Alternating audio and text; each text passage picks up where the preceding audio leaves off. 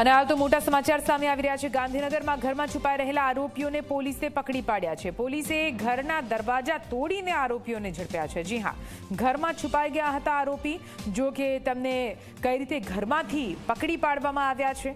પોલીસે ઘરના દરવાજા તોડી કાઢ્યા અને આરોપીને દબોચી લીધા છે। તમામ આરોપીઓને એક બાદ એક ઝડપવાની કાર્યવાહી કરવામાં આવી રહી છે। ઘરની અંદર છુપાઈને બેઠા હતા આ તમામ આરોપીઓ। બહિયલના આરોપીઓને પોલીસે ઘરમાંથી બહાર કાઢ્યા છે। તેમના જ ઘરમાં જઈને કઈ રીતે છુપાઈને બેઠેલા આરોપીઓને ઝડપી પાડવામાં આવ્યા છે। આ એ આરોપીઓ છે જેમણે ગુજરાતની શાંતિ ડહોળવાનો પ્રયાસ કર્યો હતો। પોલીસે ઘરના દરવાજા તોડીને આરોપીઓને ઝડપી પાડ્યા છે, દબોચી લીધા છે। આપને જણાવી દઈએ, બહિયલમાં ધાર્મિક એકલાસ ને કલંક સમાન ઘટના સામે આવી હતી, જ્યાં બે જૂથ વચ્ચે અથડામણ થઈ અને આગ ચંપી તેમજ બબાલના એ દ્રશ્યો જે પૂરા ગુજરાતે જોયા। જો કે હવે એ તમામ આરોપીઓને કેવી રીતે એક બાદ એક ઝડપવામાં આવી રહ્યા છે તેના દ્રશ્યો ટીવી સ્ક્રીન પર આપ જોઈ રહ્યા છો। વધુ માહિતી સાથે સંવાદદાતા હેતલ જોડાઈ ગયા છે ફોનલાઈન પર। હેતલ, બહિયલના તમામ આરોપીઓને છોડવામાં નહીં આવે અને એટલા માટે જ તેઓ જાણી ગયા છે કે આખરે આ વખતે તેમનો હાલ શું થવાનો છે।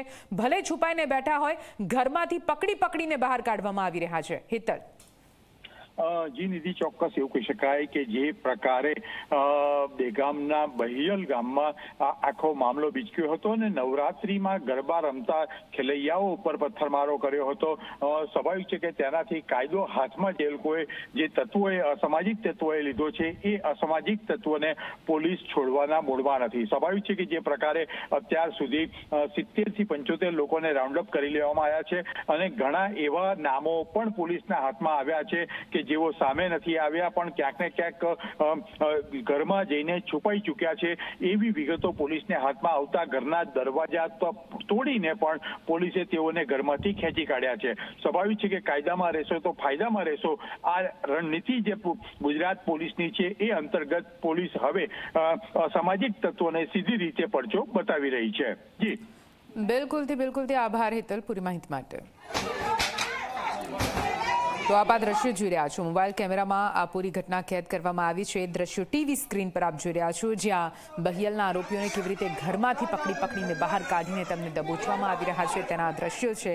આ એ જ આરોપીઓ છે જેમણે ગુજરાતની શાંતિ ડહોળવાનો પ્રયત્ન કર્યો હતો, કઈ રીતે ધાર્મિક એકલાસને નુકસાન પહોંચાડવાનો પ્રયત્ન કર્યો હતો, કઈ રીતે અહીંયા ગરબાનો મંડપ સહિત કઈ રીતે એક ધર્મના લોકો પર હુમલો કરવામાં આવ્યો હતો, તોડફોડ કરવામાં આવી હતી, આગચંપી કરવામાં આવી, દુકાનો સળગાવી દેવામાં આવી હતી। જો કે હવે આ તમામ આરોપીઓને એક બાદ એક પકડવામાં આવી રહ્યા છે। અત્યારે તો આ તમામ આરોપીઓ છુપાઈને પોતાના ઘરમાં બેસી ગયા છે, કેમ કે તમને ખબર છે કે ગુજરાત પોલીસ આ વખતે કોઈને પણ નહીં છોડે।